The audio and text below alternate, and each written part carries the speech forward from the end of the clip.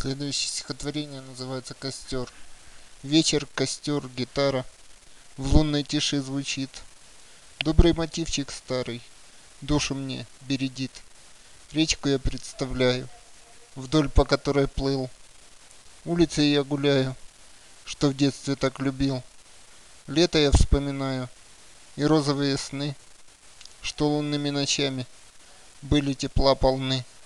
Мне никуда не деться от впечатлений гор, что подарил вдруг сердцу жаркий в ночи костер.